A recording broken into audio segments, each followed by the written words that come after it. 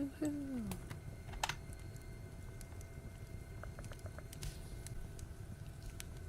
Alright. Looks like that is working. Hello, YouTube. Hello, hello. We are back to read some more of the book that we are currently making our way through, which is The Room in the Dragon Volant by Sheridan le Fanu, from his collection of spooky stories called In a Glass Darkly. Let me see, let me open up. Here we go. Oops, I need to stop doing the ASMR clicking. Hi, Buddha. Thanks for going over to the YouTube. Hi, Duke. Hello. Hi, Sean. Yay. We are up and running. Wonderful, wonderful. Yeah, I think we're starting with chapter 15 tonight. What's all this then? Wait, DJ, what do I call you over on YouTube? Slap? Or just still DJ? And Paige over there too. And Dermo looks good over here. Heck yeah. Heck yeah.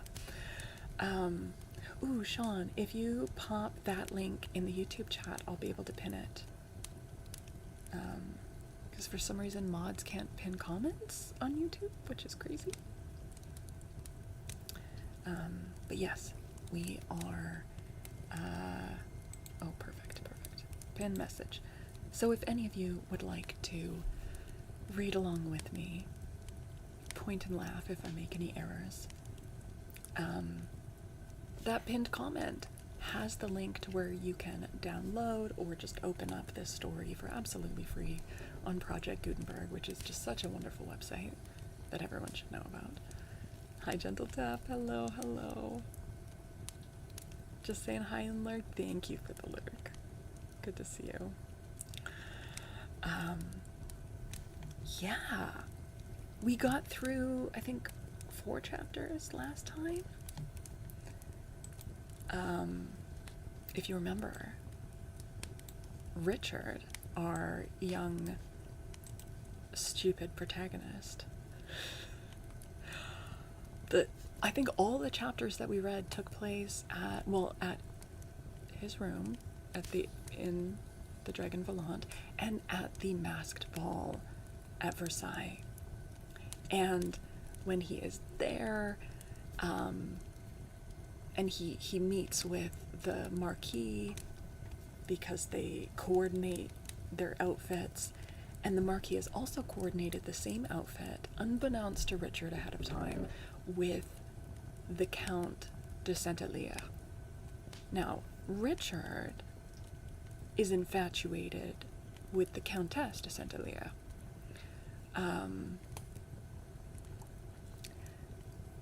Yes, so this is a little tricky. Now, Richard gets into a conversation with a young woman who is masked, but we all know Richard has a habit of seeing women with their faces covered and just assuming that they're hot. So this doesn't deter him. He's like, yeah, I can't see what she looks like in that costume, but I'm pretty sure she's hot. And even though one of his main goals that night was to meet with the Countess, he's like, well, I'm gonna flirt with this anonymous woman. But then she's like, basically, I know who you are, and by the way, I know you like the Countess, and by the way, I'm her best friend, and by the way, she wants to meet with you secretly in this grove of trees at 2 a.m. Can you be there? And he's like, yes, I can. And then he goes back to, talk with her husband.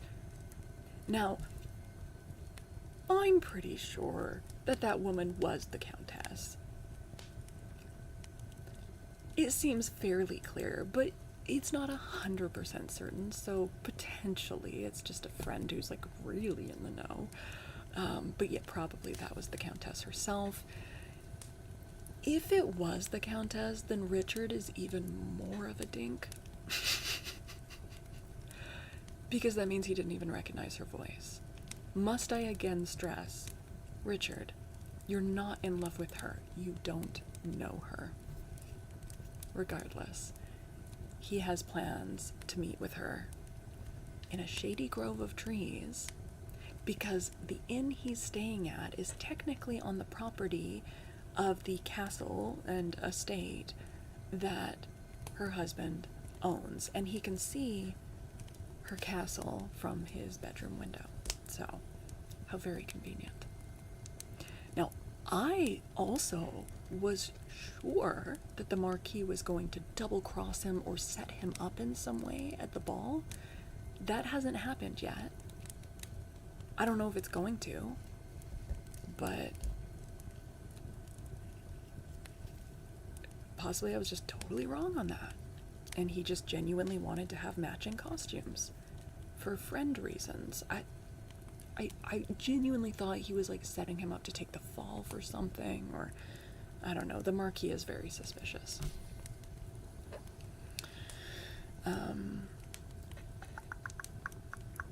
Yes, well, and Dragon Volant.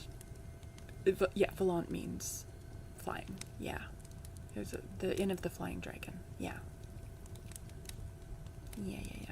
And let me just issue my obligatory and sincere apologies to anyone French for my horrendous approximation of the accent. It's not meant to be offensive. I just suck at accents. Alright. Okay. So we are starting with chapter 15. Hi, Blah Blah. Hey, I haven't seen you in a while. How are you doing?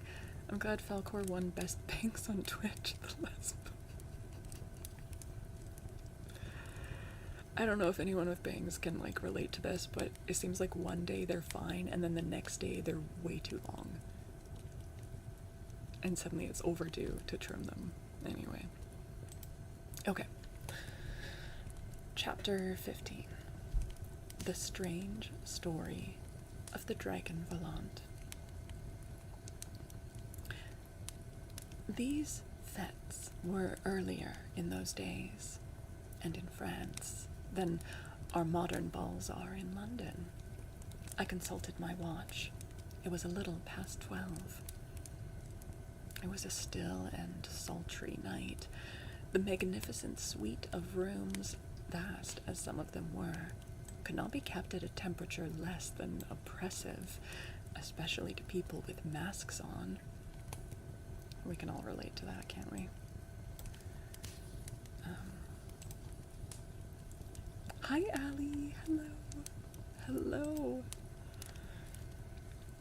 In some places, the crowd was inconvenient, and the profusion of lights added to the heat. I removed my mask, therefore, as I saw some other people do, who were as careless of mystery as I.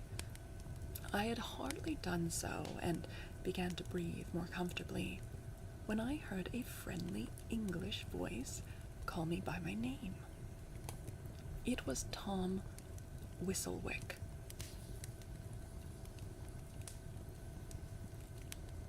Of the 7th Dragoons. Sorry, it is just a dash there. I'm choosing 7th. That is my choice. Hey, bath salts. Of the 7th Dragoons. He had unmasked, with a very flushed face, as I did.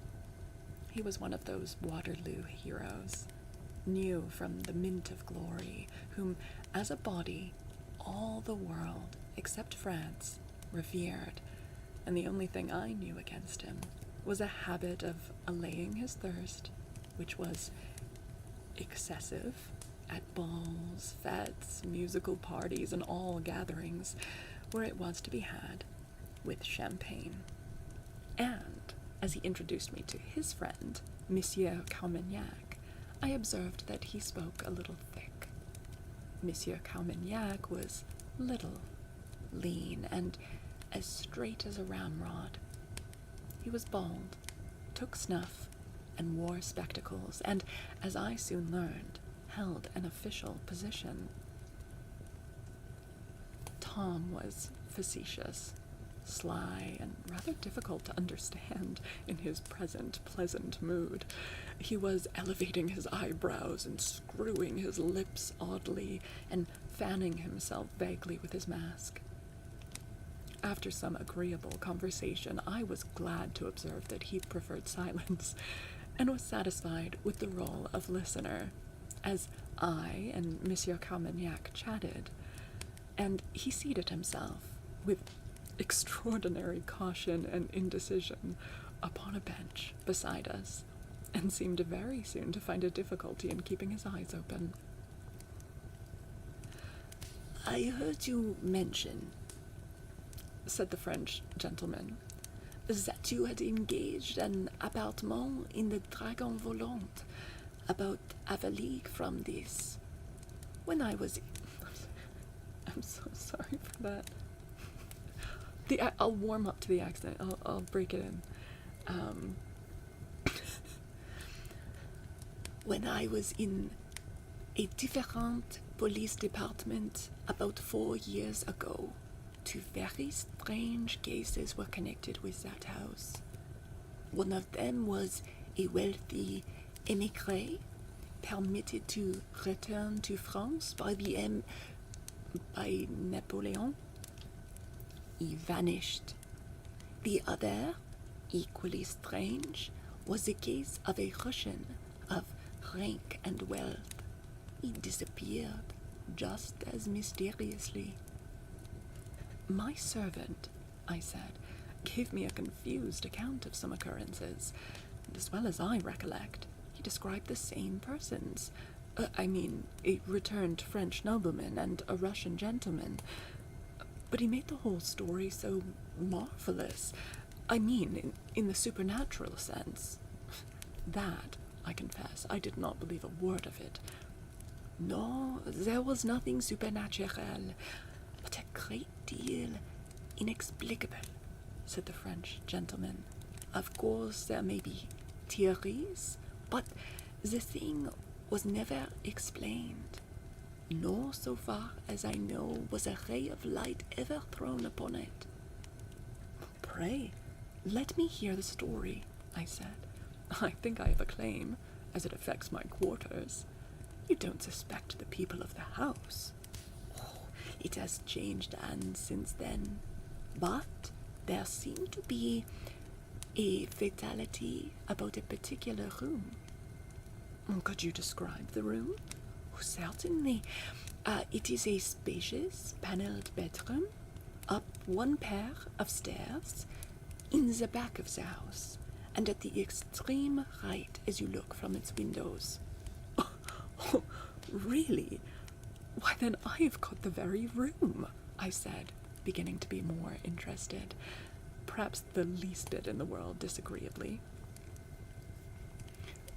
"Did the people die, or were they actually spirited away?" "No, they did not die. They disappeared, very oddly. I'll tell you the particulars. I happen to know them exactly because I made an official visit on the first occasion to the house to collect evidence. And although I did not go down there upon the second, the papers came before me, and I dictated the official letter dispatched to the relations of the people who had disappeared. They had applied to the gouvernement to investigate the affair. We had letters from the same relations more than 2 years later, from which we learned that the missing men had never turned up." I don't know why my nose is so itchy. I'm sorry. Okay. He took a pinch of snuff and looked steadily at me. "Never. I shall relate all that happened so far as we could discover. The French noble, who was the Chevalier Chateau-Blassemer, unlike most émigrés, had taken the matter in time, sold a large portion of his property before the Revolution had proceeded so far as to render that next to impossible, and retired with a large sum. Yeah, it's from the snuff. It's definitely from the snuff. Seriously though, my nose is really itchy. Crazy.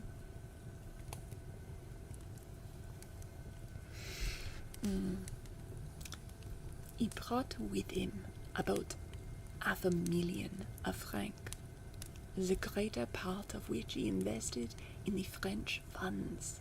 A much larger sum remained in Austrian land and security.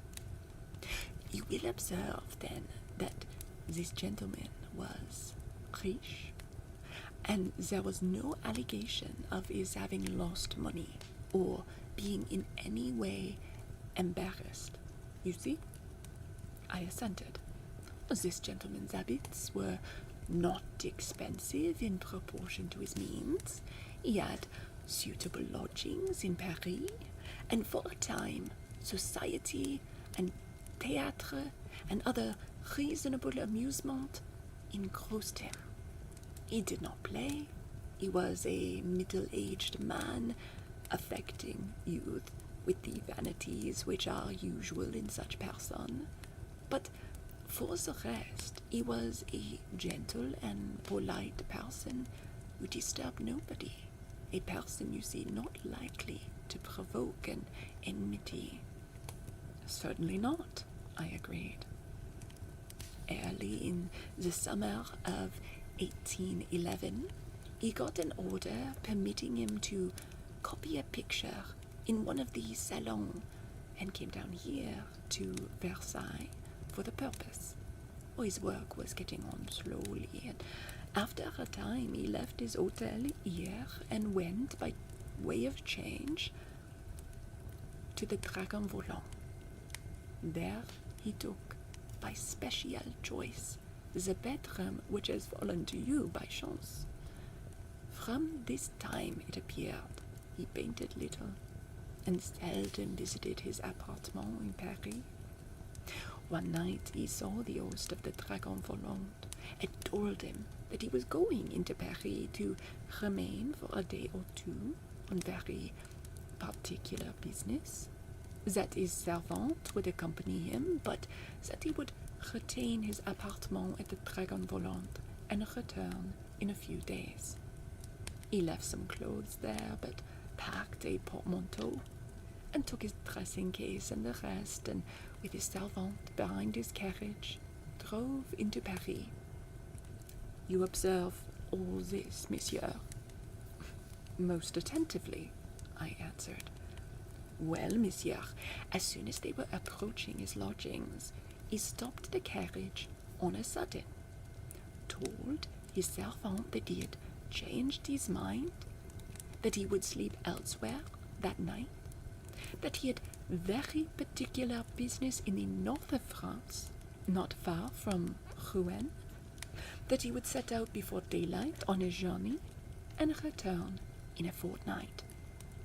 He called a fiacre, took in his hand a leather bag which the servant said was just large enough to hold a few shirts and a coat, but that it was enormously heavy, as he could testify, for he held it in his hand, while his master took out his purse to count 36 Napoleons, for which the servant was to account when he should return. He then sent them on in the carriage, and he, with the bag I have mentioned, got into the fiacre. Up to that, you see, the narrative is quite clear. Perfectly, I agreed. Now comes the mystery, said Monsieur Carmagnac. After that, the Count Chateau Blassemare was never more seen, so far as we can make out, by acquaintance or friend.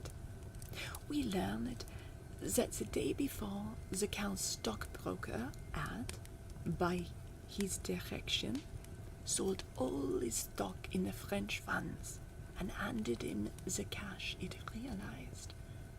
The reason he gave him for this measure tallied with what he said to his servant.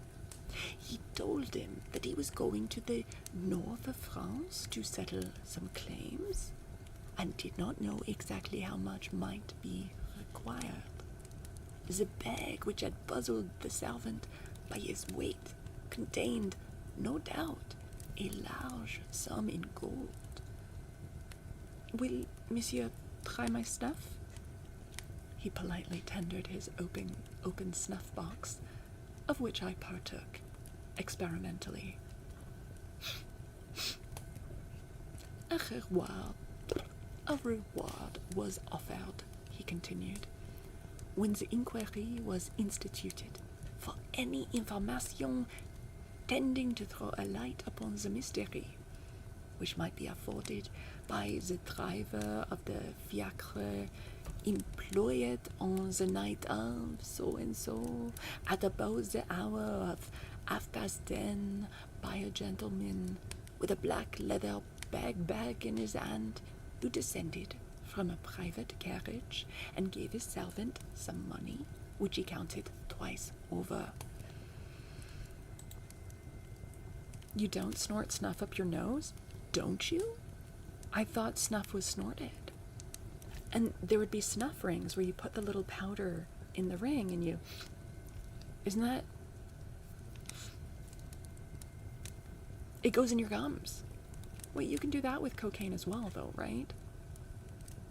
I've definitely seen in, like, historical movies. But maybe they just did that in the movies to make it more like cocaine. You're obsessed with my French accent impression. I feel like it's so bad. Ugh. Powdered tobacco is very much a thing. Yeah. Oral snuff as well. There is snorted snuff, right? That's a thing.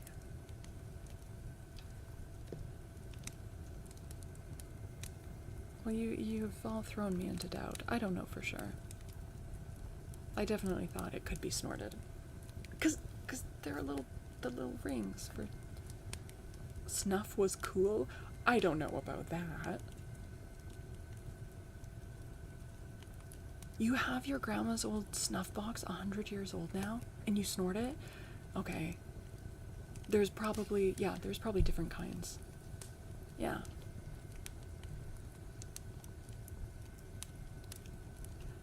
I mean, Logatone, it was cool in that it was in fashion for a while, yeah. So, yeah.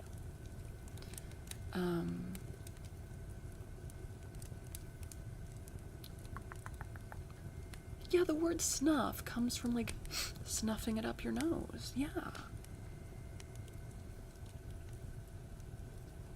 Traditionally, it's sniffed or inhaled lightly after a pinch of snuff is either placed onto the back surface of the hand, held pinch between the thumb. That's what I was doing. Also, I don't know if this is true, but that some people would like, well, I mean, you hear about cocaine nails, but like, wasn't like snuff nails a thing too? She was always snorting and hawking things up. Oh man. Yeah, culprit. No. I that's totally fair. Who knows? I don't know if this person is snuffling it up his nose or putting it in his gums.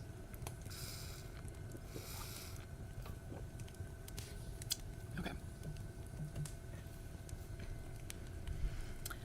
About 150 drivers applied, but not one of them was the right man. We did, however, elicit a curious and unexpected piece of evidence in quite another quarter. What a racket that plaguey harlequin makes with his sword! Intolerable, I chimed in. The harlequin was soon gone, and he resumed.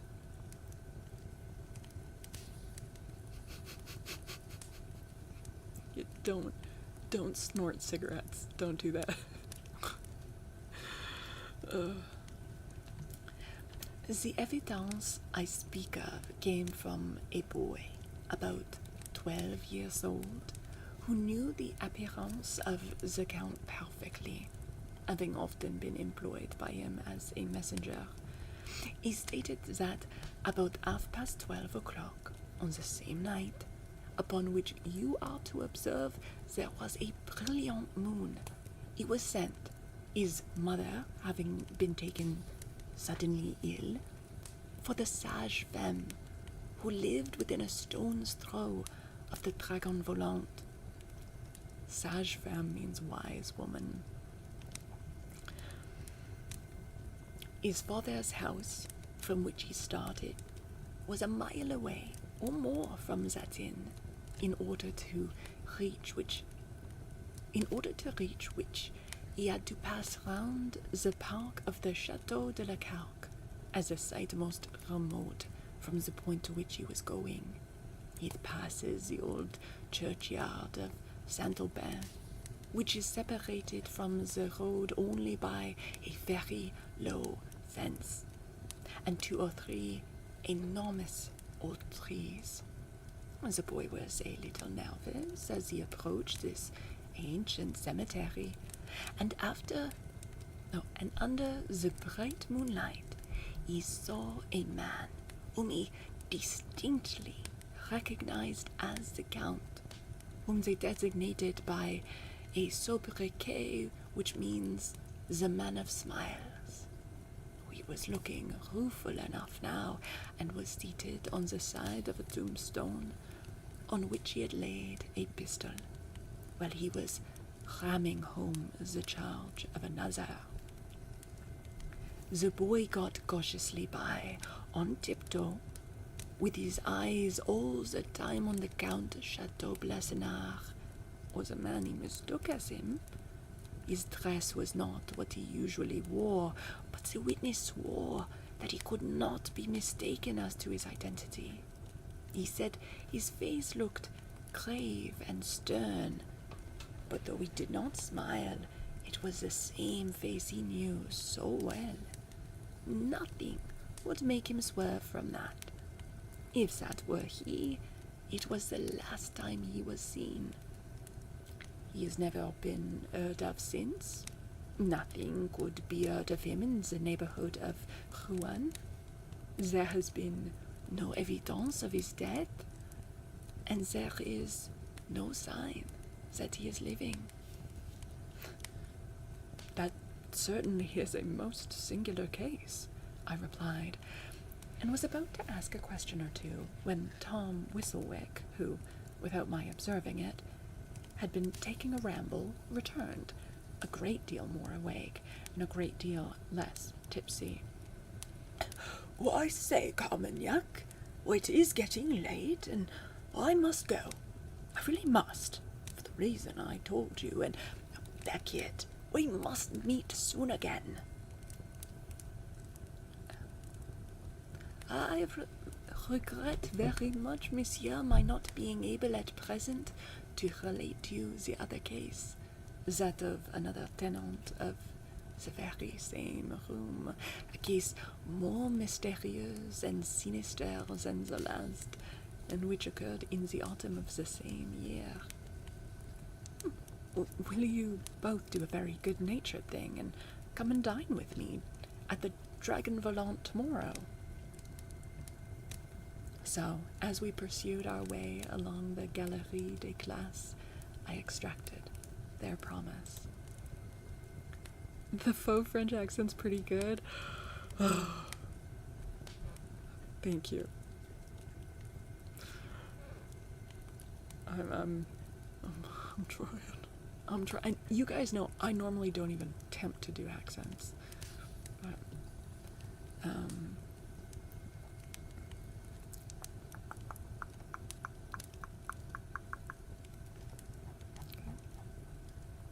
yeah, sage femme.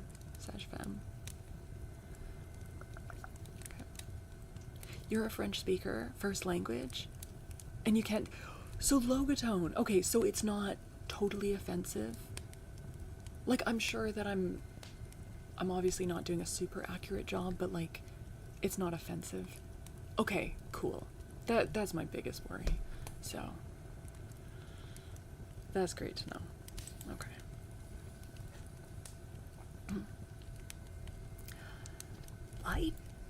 By Jove, said Whistlewick when this was done. Look at that pagoda, or sedan chair, whatever it is, just where those fellows set it down. Not one of them near it. I can't imagine how they did a fortune so devilish well. Jack Nuffles, who I met him here tonight, says they are gypsies. Where are they, I wonder? I'll go over and have a peep at the prophet. Fucking Whistlewick. I saw him plucking at the blinds, which were constructed something on the principle of Venetian blinds. The red curtains were inside, but they did not yield, and he could only peep under one that did not quite come down. Oh, did not come quite down.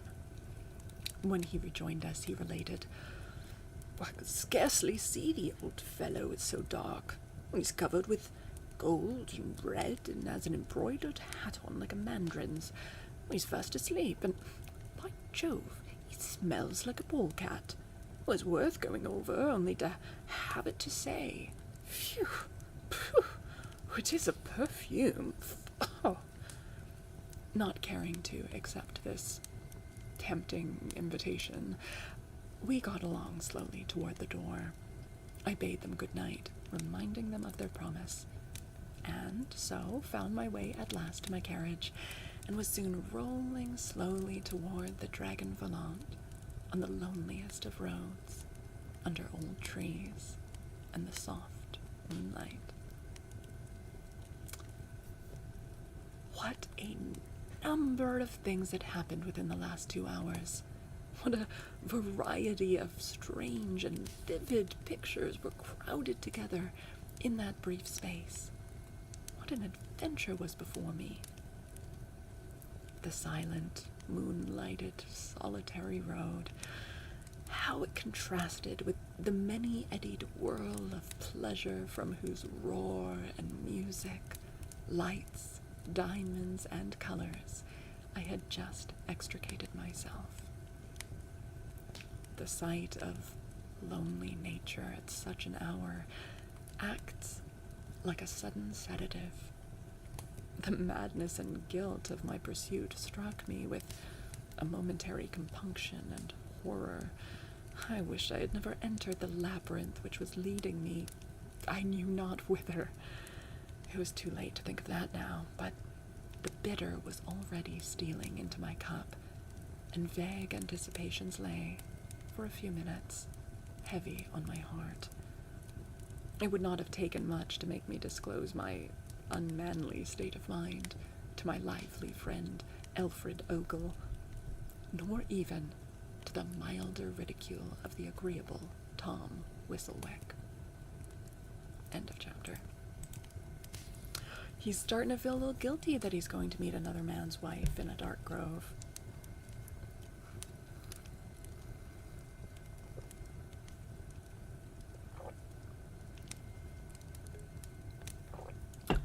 And looks like Tom Whistlewick and, oh gosh, I forget the Frenchman's name. They're supposed to come and visit Richard at the inn tomorrow, so we heard the story of one person who disappeared, and it is a different version of the story than what Richard's servant told him, which is that the people like literally vanished in front of other people's eyes. So this is still strange and mysterious, but not necessarily supernatural. Especially because it sounds like this one person, the French nobleman, possibly owed a lot of money. Sometimes people who owe a lot of money just disappear. Carmagnac, thank you, yeah. Yeah. So, hopefully, they will visit Richard on the morrow, and we'll get to hear the story about the Russian who also disappeared. Alright. Chapter 16. The Pauk of the Chateau de la Cauque. There was no danger of the Dragon Volant's closing its doors on that occasion till 3 or 4 in the morning.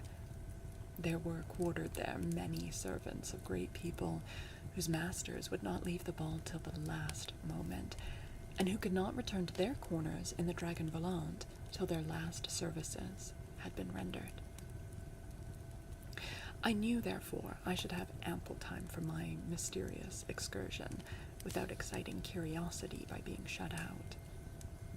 And now we pulled up under the canopy of boughs before the sign of the Dragon Volant, and the light that shone from its hall door. I dismissed my carriage, ran up the broad staircase, mask in hand, with my domino fluttering about me, and entered the large bedroom. The black wainscoting and stately furniture, with the dark curtains of the very tall bed, made the night there more somber. An oblique patch of moonlight was thrown upon the floor from the window to which I hastened. I looked out upon the landscape, slumbering in those silvery beams. There stood the outline of the Chateau de la Cauque, its chimneys and many turrets with their extinguisher-shaped roofs, black against the soft gray sky. There also, more in the foreground, about midway between the window where I stood and the chateau, but a little to the left, I traced the tufted masses of the grove which the lady in the mask had appointed as the trysting place, where I and the beautiful countess were to meet that night. What did their extinguishers look like? For some reason, I'm thinking conical, but I'm not sure why I'm thinking that. But that's what popped into my head. I don't know. Yeah, trysting place. I took the bearings of this gloomy bit of wood, whose foliage glimmered softly at top in the light of the moon.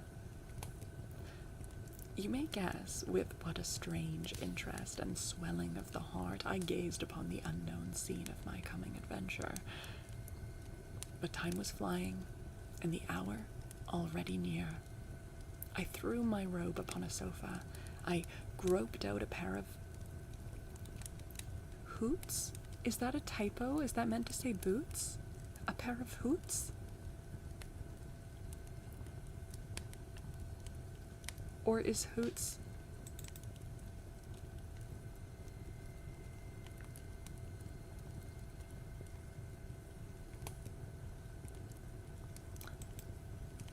I think...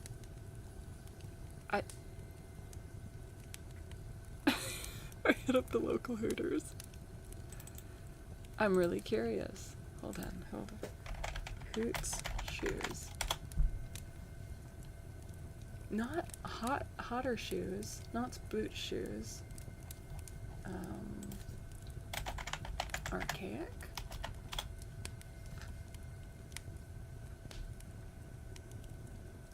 I think it might be a typo. Yeah. I think it might be a typo. I'm not seeing anything, so. Alright. I threw my robe upon a sofa. I groped out a pair of boots, which I substituted for those thin, heelless shoes, in those days called pumps, without which a gentleman could not attend an evening party. I put on my hat, and lastly, I took a pair of loaded pistols, which I had been advised were satisfactory companions in the then unsettled state of French society. Swarms of disbanded soldiers, some of them alleged to be desperate characters, being everywhere to be met with. These preparations made, I confess I took a looking-glass to the window to see how I looked in the moonlight. And being satisfied, I replaced it and ran downstairs.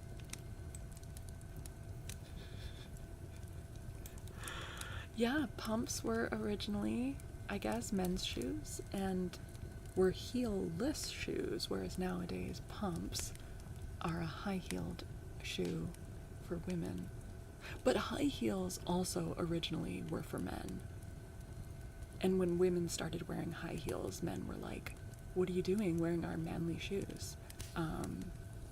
which actually makes sense when you think about it, because high heels, two things that they did was make you taller, which dudes are obsessed with, and makes it easier for horseback riding. You need to have a heel on your boot for horseback riding. So they were originally for men.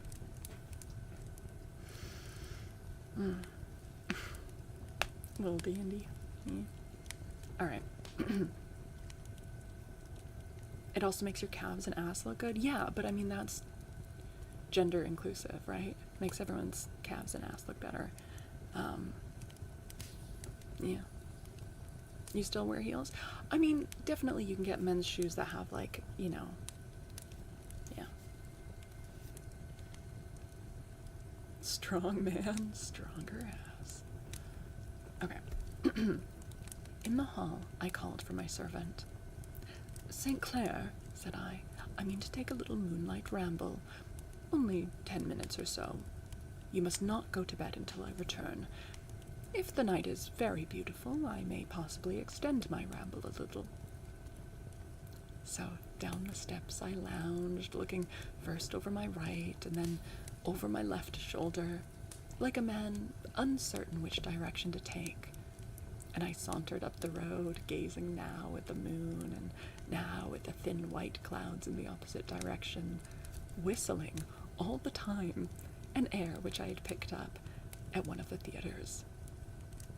When I had got a couple hundred of yards away from the Dragon Volant, my minstrelsy totally ceased, and I turned about and glanced sharply down the road that looked as white as hoarfrost under the moon, and saw the gable of the old inn, and a window, partly concealed by the foliage, with a dusky light shining from it.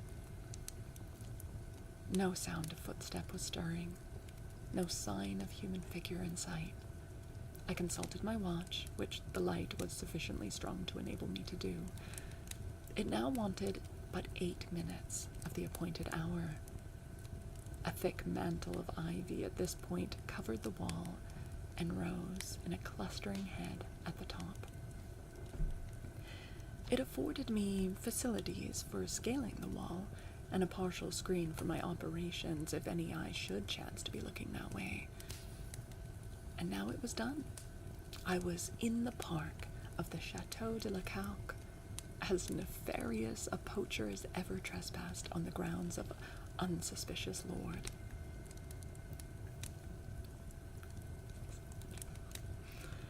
Before me rose the appointed grove, which looked as black as a clump of gigantic hearse plumes.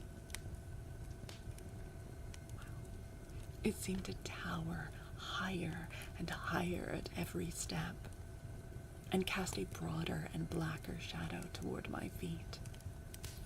On I marched, and was glad when I plunged into the shadow which concealed me. Now I was among the grand old lime and chestnut trees. My heart beat fast with expectation. This grove opened a little near the middle, and in the space thus cleared there stood, with a surrounding flight of steps, a small Greek temple or shrine with a statue in the center. It was built of white marble with fluted Corinthian columns, and the crevices were tufted with grass. Moss had shown itself on pedestal and cornice, and signs of long neglect and decay were apparent in its discolored and weather-worn marble. A few feet in front of the steps, a fountain, fed from the great ponds at the other side of the chateau, was making a constant tinkle and splashing in a wide marble basin, and the jet of water glimmered like a shower of diamonds in the broken moonlight. The very neglect and half-ruinous state of all this made it only the prettier, as well as sadder. I was too intently watching for the arrival of the lady in the direction of the chateau to study these things, but the half-noted effect of them was romantic, and suggested somehow the grotto and the fountain and the apparition of Egeria. Just gonna put on a little song because my lips get dry when I read.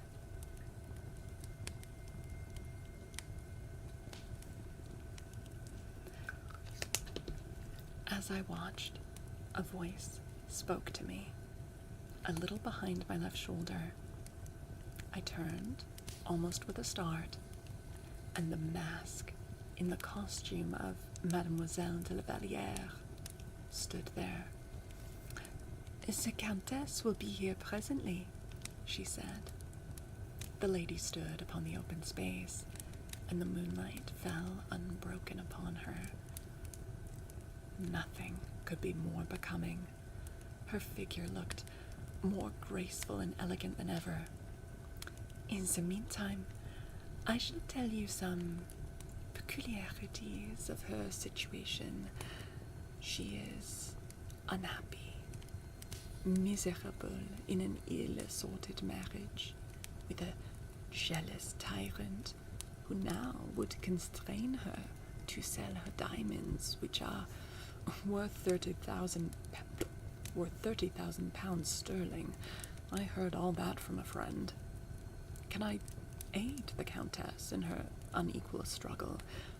Say but how the greater the danger or the sacrifice, the happier will it make me. Can I aid her? If you despise a danger, which yet is not a danger, if you despise, as she does, the tyrannical canons of the world, and if you are chivalrous enough to devote yourself to a lady's cause, with no reward but her poor gratitude, if you can do these things, you can aid her and earn a foremost place, not in her gratitude only, but in her friendship." At those words, the lady in the mask turned away and seemed to weep. I vowed myself the willing slave of the Countess. "But," I added, "you told me she would soon be here." "That is, if nothing unforeseen should happen. But with the eye of the Count de Saint-Alier in the house, and open, it is seldom safe to stir." "Does she wish to see me?" I asked, with a tender hesitation. "First, say, have you really thought of her more than once, since the aventure of the Belle Étoile?" "She never leaves my thoughts. Day and night her beautiful eyes haunt me. Her sweet voice is always in my ear." "Mine is said to resemble hers," said the mask. Like, this is totally the Countess in disguise, and he's like, "Oh, I keep hearing her voice in my ear, but like, she's literally standing there talking to you, and you don't recognize her voice." This fucking guy. "Well, so it does," I answered, "but it is only a resemblance." "Oh, then mine is better?" "Pardon me, mademoiselle, I did not say that. Yours is a sweet voice, but I fancy a little higher." "A little shriller, you would say," answered the de la Vallière. I fancied a good deal vexed. "No, not shriller. Your voice is not shrill. It is beautifully sweet, but not so pathetically sweet as hers." "That is prejudice, monsieur. It is not true." I bowed. I could not contradict a lady. "I see, monsieur, you laugh at me. You think me vain, because I claim in some points to be equal to the Countess de Saint-Alier. Well, I challenge you to say my aunt, at least, is less beautiful than hers." As she thus spoke, she drew her glove off and extended her hand back upward in the moonlight. "Oh, you're being tested, dude, and you're failing." The lady seemed really nettled. It was undignified and irritating, for in this uninteresting competition the precious moments were flying, and my interview leading apparently to nothing. You will admit, then, that my hand is as beautiful as hers? I cannot admit it, mademoiselle, said I, with the honesty of irritation. I will not enter into comparisons, but the Countess de Centelier is, in all respects, the most beautiful lady I ever beheld. The mask laughed coldly, and then, more and more softly, said, with a sigh, I will prove all I say. And as she spoke, she removed the mask. And the Countess de Centelier, smiling, confused, bashful, more beautiful than ever, stood before me. Good heavens, I exclaimed. Oh, how monstrously stupid I have been. And it was to Madame la Comtesse that I spoke for so long in the salon. I gazed on her in silence, and with a low, sweet laugh of good nature, she extended her hand. I took it and carried it to my lips. No, you must not do that, she said quietly. We are not old enough friends yet. I find, although you were mistaken, that you do remember the Countess of the Belle Étoile, and that you are a champion, true and fearless. Had you yielded to the claims just now pressed upon you by the rivalry of Mademoiselle de la Vallière in her mask, the Countess de Centelier should never have trusted or seen you more. I now am sure that you are true, and also that if you would risk your life for me, I, too, would brave some danger, rather than lose my friend forever. I have but a few moments more. Will you come here again tomorrow night at 11:15? I will be here at that moment. You must exercise the most scrupulous care to prevent suspicion that you have come here, monsieur. You owe that to me. She spoke these last words with the most solemn entreaty. I vowed again and again that I would die rather than permit the least rashness to endanger the secret which made all the interest and value of my life. She was looking, I thought, more and more beautiful every moment. My enthusiasm expanded in proportion.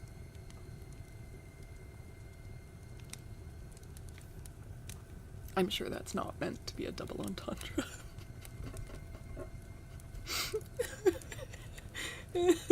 I'm sure it did, Richard.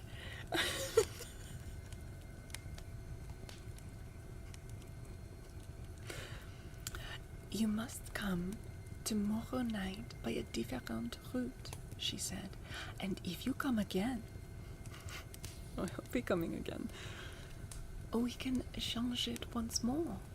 At the other side of the chateau, there is a little churchyard with a ruined chapel. The neighbors are afraid to pass it by night. The road is deserted there, and a stile opens a way into these grounds. Cross it, and you can find a covert of ticket to within 50 steps of this spot. I promised, of course, to observe her instructions implicitly.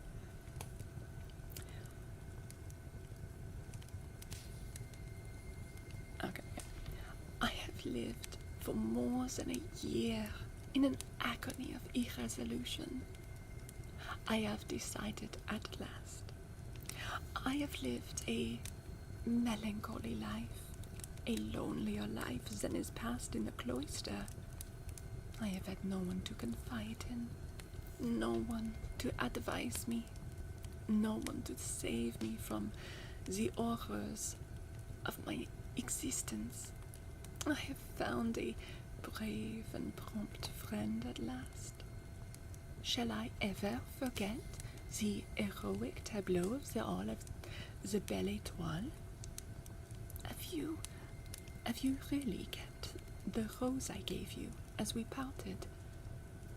Yes, you swear it. Oh, you need not. I trust you, Richard. How often I have in solitude repeated your name, learned from my servant. Richard, my hero. Oh, Richard. Oh, my king. I love you. I would have folded her to my heart, thrown myself at her feet. But this beautiful and, shall I say it, inconsistent woman repelled me. No, we must not waste our moment in extravagance. Understand my case. There is no such thing as indifference in the married state. Not to love one's husband, she continued, is to hate him. The Count, ridiculous in all else, is formidable in his jealousy. In mercy, then, to me, observe caution.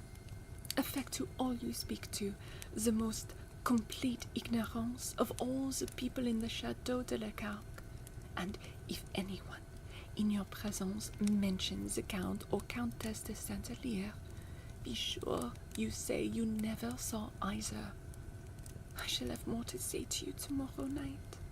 I have reasons that I cannot now explain for all I do, and all I postpone.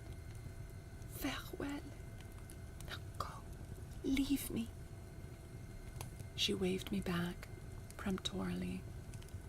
I echoed her farewell and obeyed. Christ, that's... oh, it's painful. It is painful. Ivan, thank you for the follow. Okay, I have to also say, I've never read this story.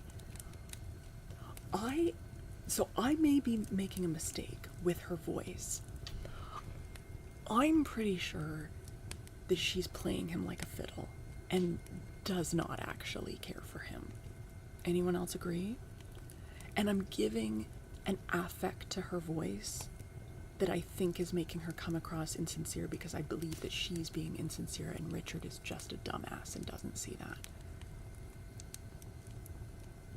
Because, look, she could be genuinely a young woman. I mean, I do think she's a young woman in a horrible marriage, but I don't think she actually cares about Richard. And for her to be saying I love you to him so quickly feels very manipulative.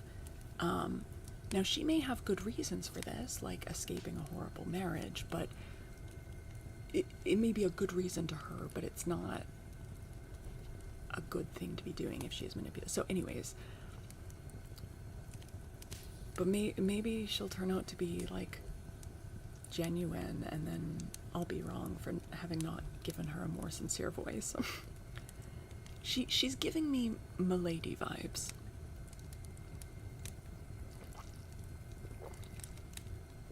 Is anyone... I mean, okay, I know. It's not just because French. Not just because she's French. But she's giving me some Milady vibes. Okay. For her to ask him to kill her husband. Right. Yeah. And then she'll, like, ditch Richard or whatever. I don't know exactly, but I don't think she actually loves Richard. Sorry, Richard. Okay. The interview had not lasted, I think, more than 10 minutes. I scaled the park wall again and reached the Dragon Volant before its doors were closed. Hi, Jonathan. Hello. Then they can be together if she wants to be with him.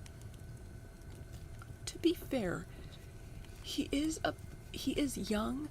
Apparently he's objectively very handsome and he's super fucking rich.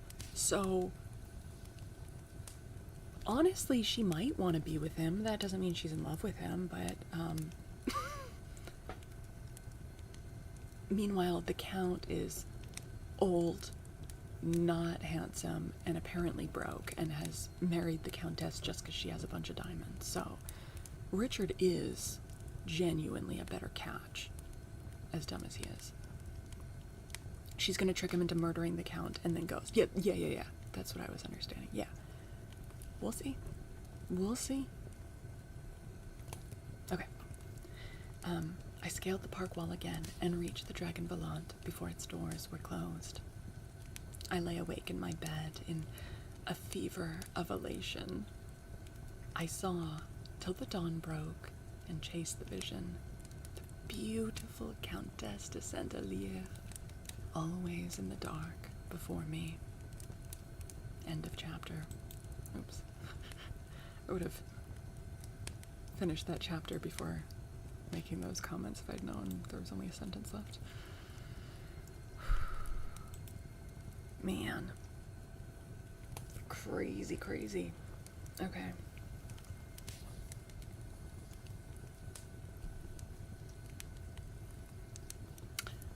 Chapter 17. You heading to bed, Vidge? Alright. Thank you for hanging out, for modding. Have a good night, Vidge. Good night, good night.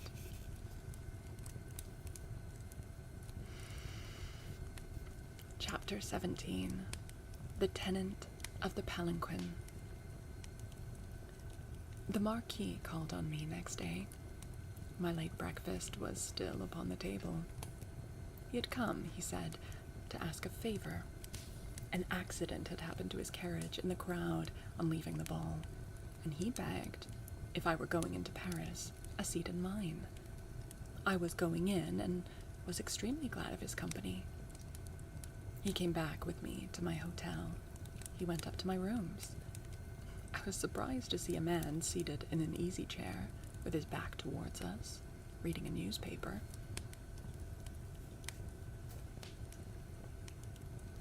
He rose. It was the Count de Saint-Elier, his gold spectacles on his nose, his black wig in oily curls lying close to his narrow head, and showing, like carved ebony, over a repulsive visage of boxwood. His black muffler had been pulled down. His right arm was in a sling. I don't know whether there was anything unusual in his countenance that day, or whether it was but the effect of prejudice arising from all I had heard in my mysterious interview in his park, but I thought his countenance was more strikingly forbidding than I had seen it before. I was not callous enough in the ways of sin to meet this man, injured at least in intent, thus suddenly, without a momentary disturbance. He smiled. I called, Monsieur Beckett, in the hope of finding you here, he croaked, and I meditated, I fear, taking a great liberty. But my friend, the Marquis d'Armonville, on whom I have perhaps some claim, will perhaps give me the assistance I require so much. What does muffler mean in this case? I'm guessing kind of like a scarf situation. Like he would have had it kind of like bundled up around his face. Yeah.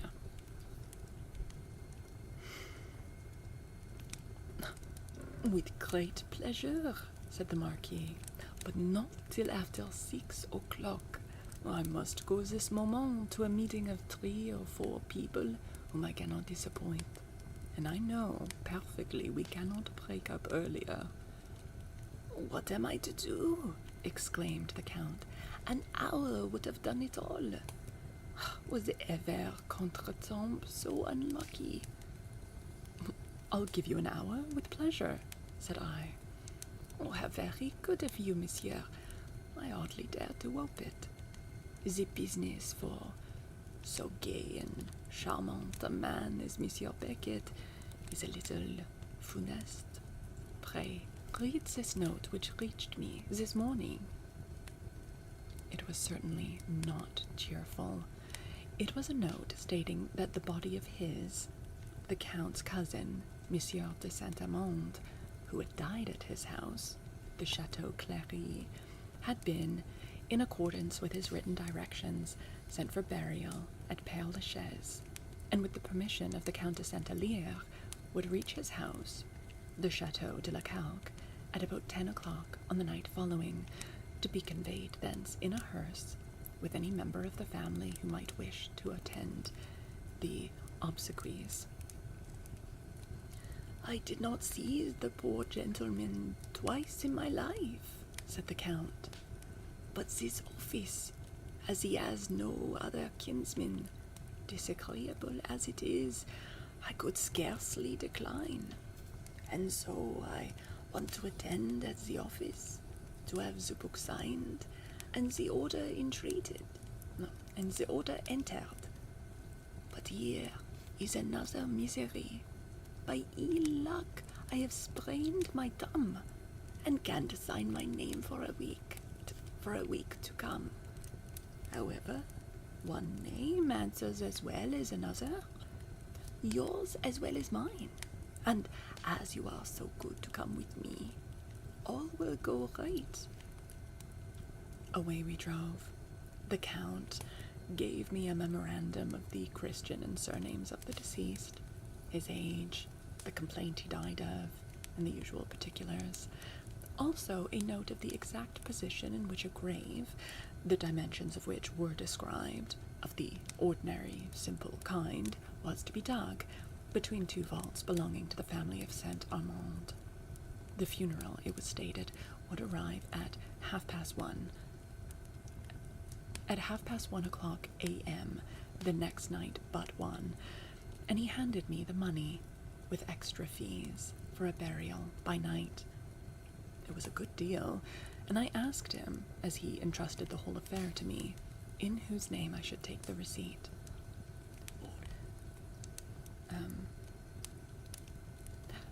"Not in mine, my good friend. They wanted me to become an executor, which I yesterday wrote to decline, and I am informed that if the receipt were in my name, it would constitute me an executor in the eye of the law, and fix me in that position. Oh, take it, pray, if you have no objection, in your own name." This, accordingly, I did. You will see, by and by, why I am obliged to mention all these particulars. The Count, meanwhile, was leaning back in the carriage, with his black silk muffler up to his nose, and his hat shading his eyes, while he dozed in his corner, in which state I found him on my return. Paris had lost its charm for me. I hurried through the little business I had to do, longed once more for my quiet room in the Dragon Volant, the melancholy woods of the Chateau de la Calque, and the tumultuous and thrilling influence of proximity to the object of my wild but wicked romance. I was delayed some time by my stockbroker. I had a very large sum, as I told you, at my banker's, uninvested. I cared very little for a few days' interest, very little for the entire sum compared with the image that occupied my thoughts, and beckoned me with a white arm through the dark toward the spreading lime trees and chestnuts of the Chateau de la Calque. But I had fixed this day to meet him, and was relieved when he told me that I had better let it lie in my banker's hands for a few days longer, as the funds would certainly fall immediately. This accident, too, was not without its immediate bearing on my subsequent adventures. When I reached the Dragon Volant, I found, in my sitting room, a good deal to my chagrin, my 2 guests, whom I had quite forgotten. I inwardly cursed my own stupidity for having embarrassed myself with their agreeable society.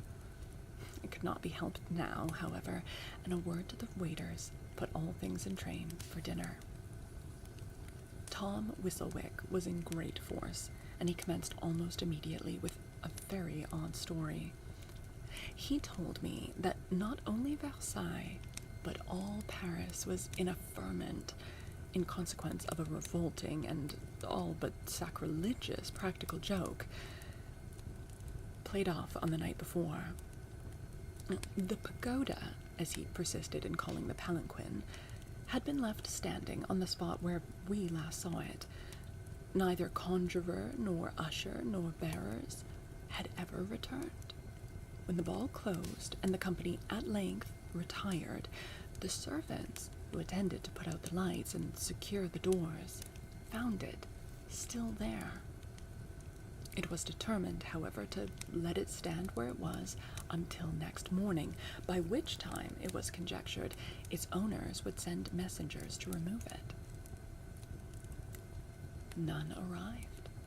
The servants were then ordered to take it away, and its extraordinary weight, for the first time, reminded them of its forgotten human occupant.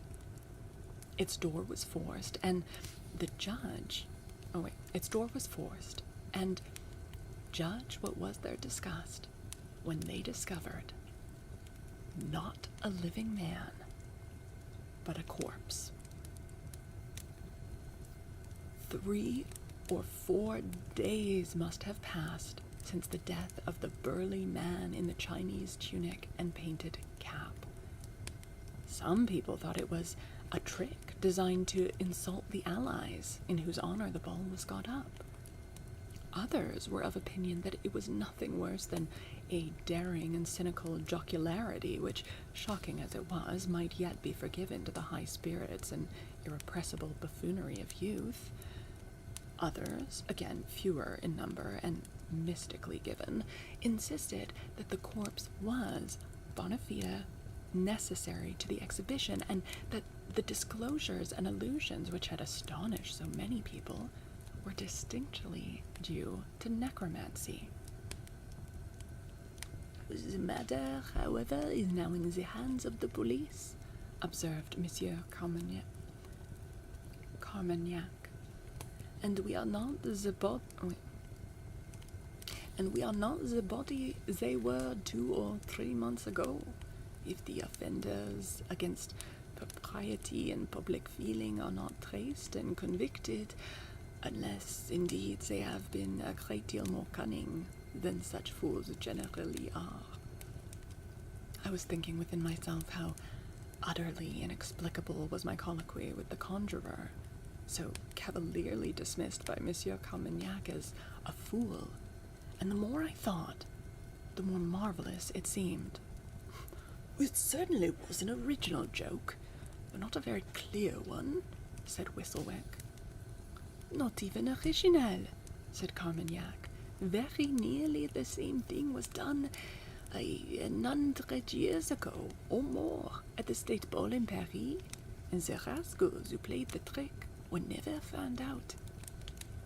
In this, Monsieur Carmagnac, as I afterwards discovered, spoke truly, for among my books of French anecdote and memoirs, the very incident is marked by my own hand. Hi, Ivan. While we were thus talking, the waiter told us that dinner was served, and we withdrew accordingly, my guests more than making amends for my comparative taciturnity. End of chapter. Oh my goodness.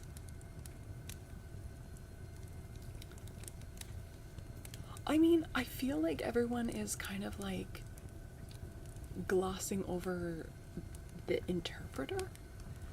Because even when they thought the man in the palanquin was alive, they thought he was just like whispering to the... Was he a Turkish man?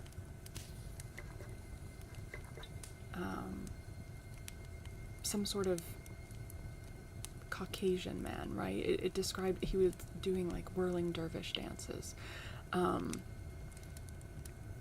He was the one speaking, and you know, maybe he's the psychic one.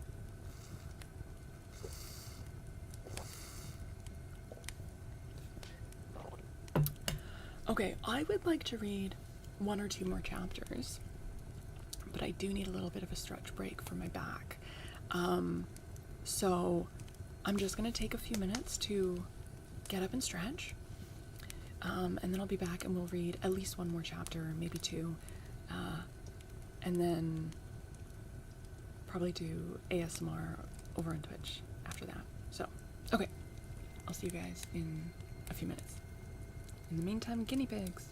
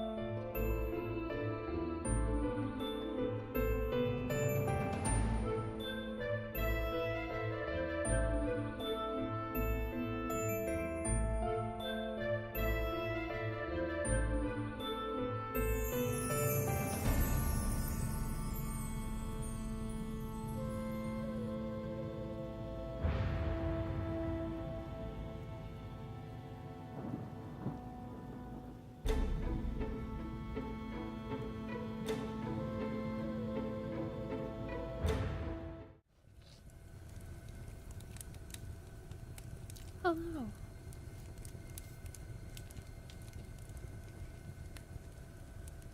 Oh, man. Do we think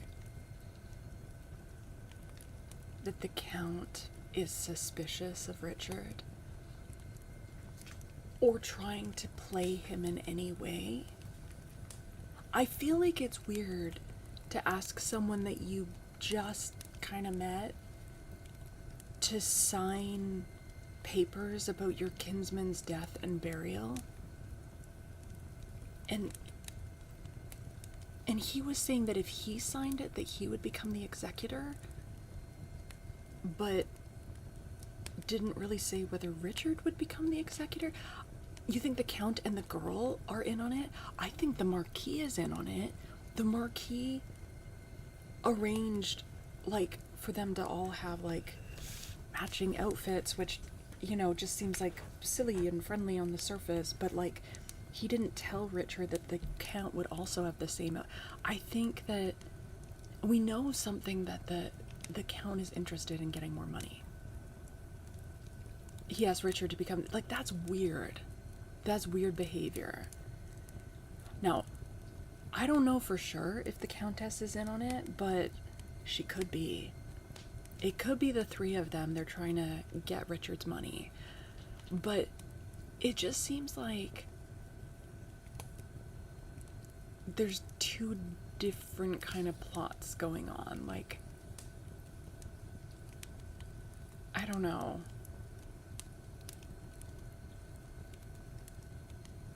I don't know, man. You think all three? It's also possible that the Marquis and the Count are teaming up together. And then the Countess is also playing Richard, but for her own schemes. It's also possible that they're all trying to play Richard for their own reasons, and none of them are working together. I guess we will find out. I burnt my finger, so I've got it in this glass of water, and the water is not cold enough. I'm gonna put an ice cube in it, okay? Sorry. Yeah.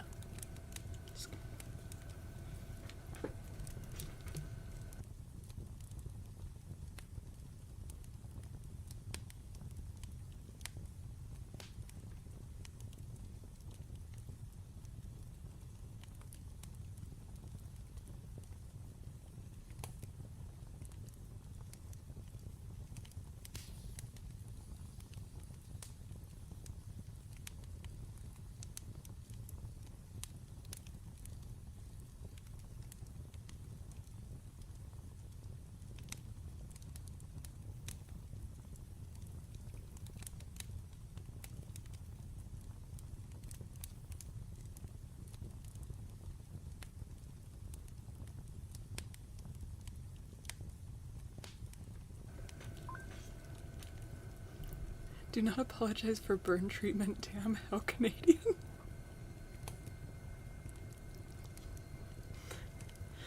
It was that simple. They could just have a servant sign it. I don't know for sure. It could be that, like, I don't know. Or, like, that it could be anyone else instead of this random foreigner that has just, like, come over from England. Like, do you know what I mean? Like, it's just, it's weird. It's definitely fishy. Alright.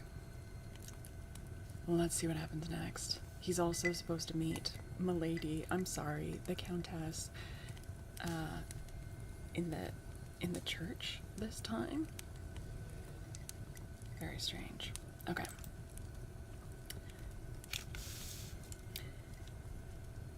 Chapter 18. The Churchyard. Our dinner was really good. So were the wines. Better, perhaps, at this out-of-the-way inn than at some of the more pretentious hotels in Paris. The moral effect of a really good dinner is immense. We all felt it. The serenity and good nature that follow are more solid and comfortable than the tumultuous benevolences of Bacchus. My friends were happy, therefore, and very chatty, which latter relieved me of the trouble of talking and prompted them to entertain me and one another incessantly with agreeable stories and conversation, of which, until suddenly a subject emerged which interested me powerfully, I confess, so much were my thoughts engaged elsewhere, I heard next to nothing. "Yes," said Carmignac, continuing a conversation which had escaped me. "There was another case, beside that Russian nobleman, older still. I remembered it this morning, but cannot recall the name. He was a tenant of the very same room. By the by, monsieur, might it not be as well," he added, turning to me with a laugh, a half-joke, whole earnest, as they say, "if you were to get into another apartment, now that the house is no longer crowded? That is, if you mean to make any stay here." "Hi, good times. Hello, how are you? Good to see you." "1,000 thanks, no. I'm thinking of changing my hotel. I can run into town so easily at night, and although I stay here for this night at least, I don't expect to vanish like those others. But you say there is another adventure, of the same kind, connected with the same room. Do let us hear it. But take some wine first." The story he told was curious. "It happened," said Carmignac, "as well as I recollect, before either of the other cases. A French gentleman, I wish I could remember his name, the son of a merchant, came to this inn, the Dragon Volant, and was put by the landlord into the same room of which we have been speaking. Your apartment, monsieur. He was by no means young, past 40, very far from good-looking. The people here said that he was the ugliest man, and the most good-natured that ever lived. He played on the fiddle, sang, wrote poetry. His habits were odd and desultory. He would sometimes sit all day in his room, writing, singing, and fiddling, and go out at night for a walk. An eccentric man. He was by no means a millionaire, but he had a modicum bonum, you understand, a trifle more than 500,000 of francs. He consulted his stockbroker about investing this money in foreign stocks, and drew the entire sum from his banker. You now have the situation of affairs when the catastrophe occurred." "Pray, fill your glass," I said. "Such courage, monsieur, to face the catastrophe," said Whistlewick, filling his own. "For now, that was the last that ever was heard of his money," resumed Carmignac. "You shall hear about himself. The night after this financial operation, he was seized with a poetic frenzy. He sent for the then landlord of this house and told him that he long meditated an epic and meant to commence that night, and that he was on no account to be disturbed until 9 o'clock in the morning. He had 2 pairs of wax candle, a little cold supper on a side table, his desk open, papier enough upon it to contain the entire Henriade, and a proportionate store of pens and ink. Seated at this desk, he was seen by the waiter who brought him a cup of coffee at 9 o'clock, at which time the intruder said he was writing fast enough to set fire to the papier. That was his phrase. He did not look up. He appeared too much engrossed. But when the waiter came back, half an hour afterwards, the door was locked, and the poet, from within, answered that he must not be disturbed. Away went the garçon, and the next morning at 9 o'clock knocked at his door, and, receiving no answer, looked through the keyhole. The lights were still burning, the window shutters were closed as he had left them. He renewed his knocking. He knocked louder. No answer came. He reported this continued and alarming silence to the innkeeper, who, finding that his guest had not left his key in the lock, succeeded in finding another that opened it. The candles were just giving up the ghost in their sockets, but there was light enough to ascertain that the tenant of the room was gone. The bed had not been disturbed. The window shutter was barred. He must have let himself out and, locking the door on the outside, put the key in his pocket and so made his way out of the house. Here, however, was another difficulty. The Dragon Volant shut its doors and made all fast at 12 o'clock. After that hour, no one could leave the house, except by obtaining the key and letting himself out, and, of necessity, leaving the door unsecured, or else by collusion and aid of some person in the house.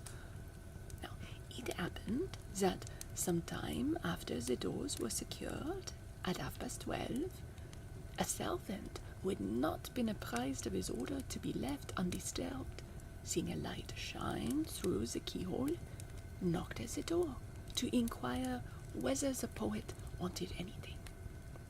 He was very little obliged to his disturber, and dismissed him with a renewed charge that he was not to be interrupted again during the night. This incident established the fact that he was in the house after the doors had been locked and barred. The innkeeper himself kept the keys and swore that he found them hung on the wall above his head, in his bed, in their usual place in the morning, and that nobody could have taken them away without awakening him. That was all we could discover. The Count de Saint-Alyre, to whom this house belongs, was very active and very much chagrined, but nothing was discovered. And nothing heard since of the epic poet? I asked. Nothing, not the slightest clue. He never turned up again. I suppose he is dead, but if he is not, he must have got into some devilish bad scrape, of which we have heard nothing, that compelled him to abscond with all the secrecy and expedition in his power. All that we know for certain is that, having occupied the room in which you sleep, he vanished. Nobody ever knew how, and never was heard of since.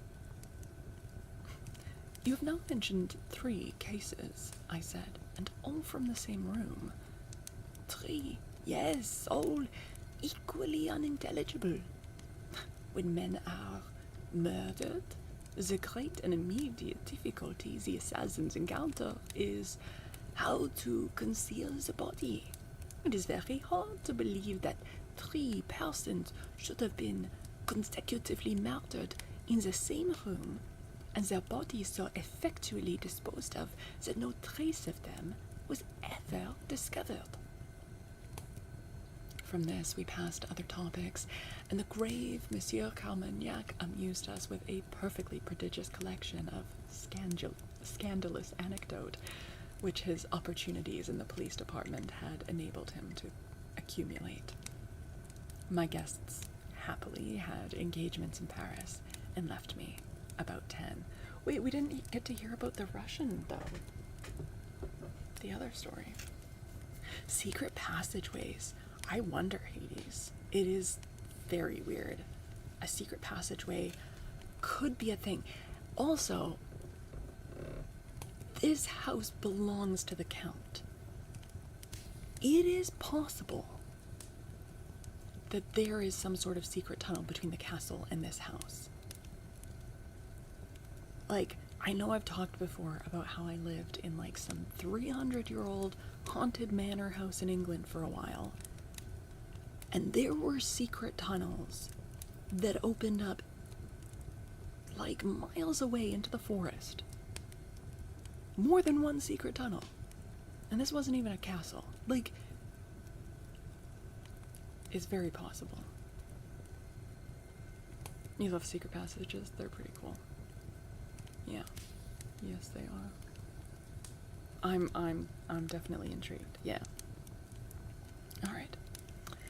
I went up to my room and looked out upon the grounds of the Chateau de la Cauque. Wait, also, there seems to be a theme with the men that went missing, that they all seem to have some sort of like financial trouble or their money disappeared.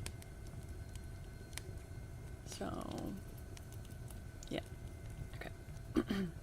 I went up to my room and looked out upon the grounds of the Chateau de la Cauque.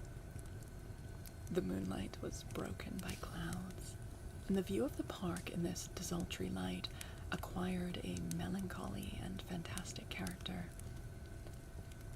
The strange anecdotes recounted of the room in which I stood by Monsieur Carmignac returned vaguely upon my mind, drowning in sudden shadows the gaiety of the more frivolous stories with which he had followed them. I looked round me on the room that lay in ominous gloom, with an almost disagreeable sensation. I took my pistols, now with an undefined apprehension that they might be really needed before my return tonight. This feeling, be it understood, in no wise chilled my ardor. Never had my enthusiasm mounted higher.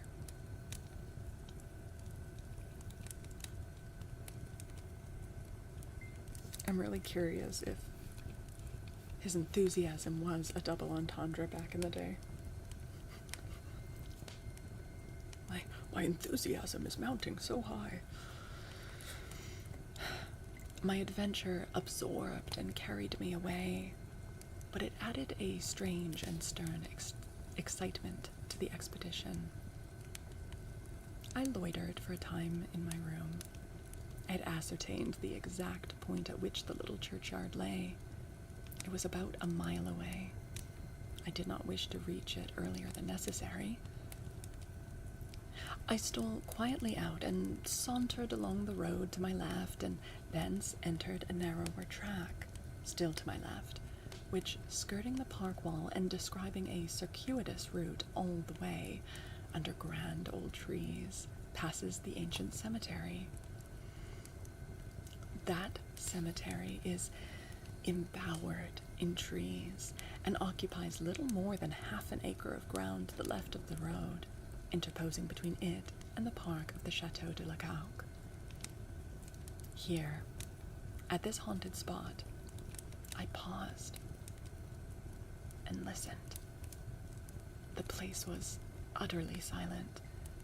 A thick cloud had darkened the moon so that I could distinguish little more than the outlines of near objects, and that vaguely enough, and sometimes, as it were, floating in black fog, the white surface of a tombstone emerged. Among the forms that met my eye against the iron gray of the horizon were some of those shrubs or trees that grow like our junipers, some 6 feet high, in form like a miniature poplar, with the darker foliage of the yew. I do not know the name of the plant, but I have often seen it in such funereal places. Knowing that I was a little too early, I sat down upon the edge of a tombstone to wait, as, for aught I knew, the beautiful countess might have wise reasons for not caring that I should enter the grounds of the chateau earlier than she had appointed. In the listless state induced by waiting, I sat there, with my eyes on the object straight before me, which chanced to be that faint black outline I have described, It was right before me, about half a dozen steps away. The moon now began to escape from under the skirt of the cloud that had hid her face for so long.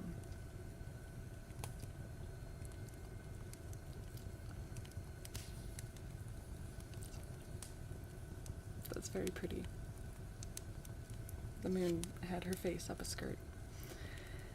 And as the light gradually improved, the tree on which I had been lazily staring began to take a new shape. It was no longer a tree, but a man standing motionless. Brighter and brighter grew the moonlight, clearer and clearer the image became, and at last it stood out perfectly distinctly. It was Colonel Gaillard. Luckily, he was not looking toward me. I could only see him in profile, but there was no mistaking the white mustache, the farouche visage. Sorry, I should probably pronounce that word in English. The farouche visage, and the gaunt 6-foot stature. There he was, his shoulder towards me, listening and watching plainly for some signal or person expected, straight in front of him. If he were, by chance, to turn his eyes in my direction, I knew that I must reckon upon an instantaneous renewal of the combat only commenced in the hall of Belle Étoile. In any case, could malignant fortune have posted at this place and hour a more dangerous watcher? What ecstasy to him, by a single discovery, to hit me so hard and blast the Countess de Saint-Elier, whom he seemed to hate. He raised his arm. He whistled softly. I heard an answering whistle as low, and to my relief, the colonel advanced in the direction of this sound, widening the distance between us at every step. And immediately, I heard talking, but in a low and cautious key. I recognized, I thought, even so, the peculiar voice of Gaillard. I stole softly forward in the direction in which those sounds were audible. In doing so, I had, of course, to use the extremest caution. I thought I saw a hat above a jagged piece of ruined wall, and then a second. Yes, I saw 2 hats conversing. The voices came from under them. They moved off, not in the direction of the park, but of the road, and I lay along the grass, peeping over a grave, as a skirmisher might, observing the enemy.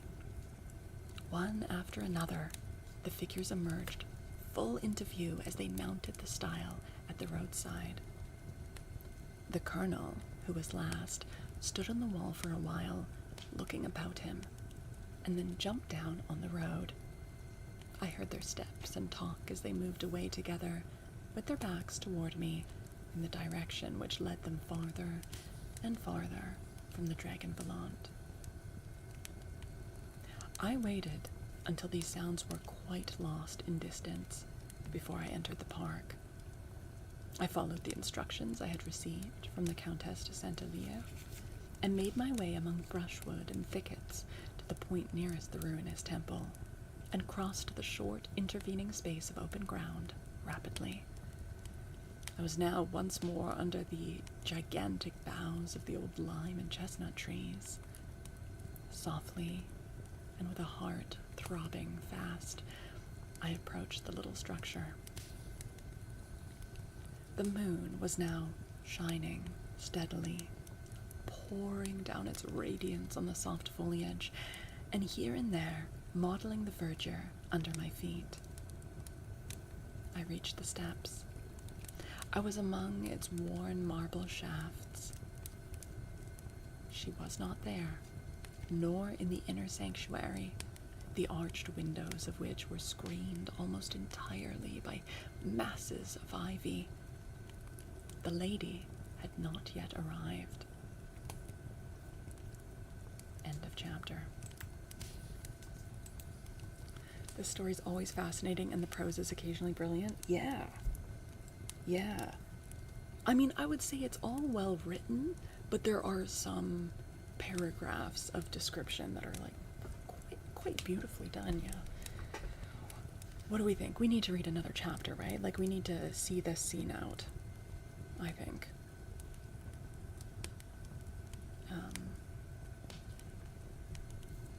The book is almost complete now. Let's double check how many chapters there are. There are 26 chapters, and we're about to start 19. So, 7 chapters left.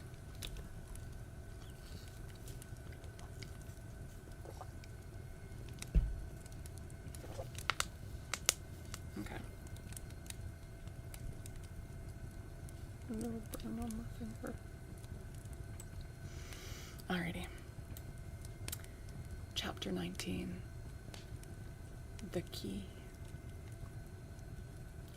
I stood now upon the steps, watching, listening. In a minute or two I heard the crackle of withered sticks trod upon, and looking in the direction, I saw a figure approaching among the trees, wrapped in a mantle. I advanced eagerly. It was the Countess.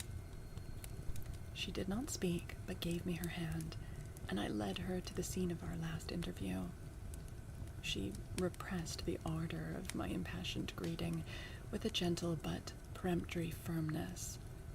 She removed her hood, shook back her beautiful hair, and, gazing on me with sad and glowing eyes, sighed deeply.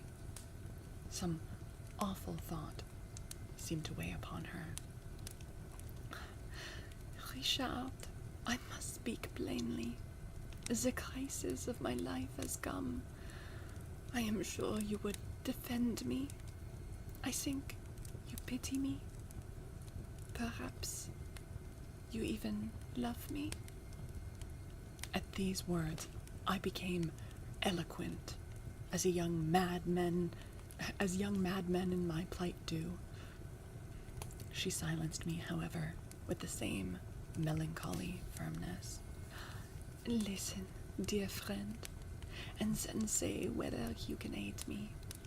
Oh, how madly I am trusting you, and yet my heart tells me how wisely. Oh, to meet you here as I do, oh, what insanity it seems. How poorly you must think of me. But when you know all, you will judge me fairly. Without your aid, I cannot accomplish my purpose. That purpose unaccomplished, I must die. I am chained to a man whom I despise, whom I abhor. I have resolved to fly. I have jewels, principally diamonds, for which I am offered 30,000 pounds of your English money. They are my separate property by my marriage settlement. I will take them with me. You are a judge, no doubt, of jewels. I was counting mine when the hour came, and brought this in my hand to show you. Look. It is magnificent, I exclaimed, as a collar of diamonds twinkled and flashed in the moonlight, suspended from her pretty fingers.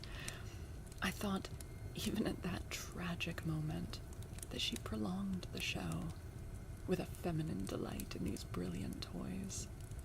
Yes, she said, I shall part with them all.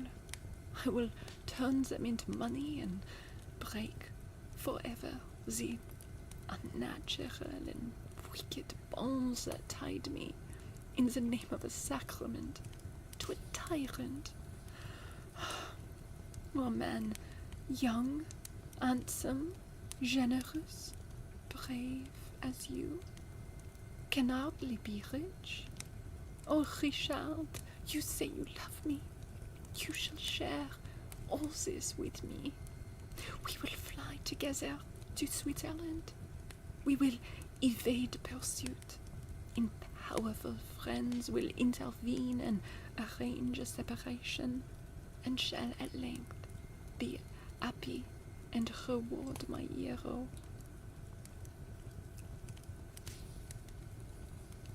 You may suppose the style, florid and vehement, in which poured forth my gratitude, vowed the devotion of my life, and placed myself absolutely at her disposal.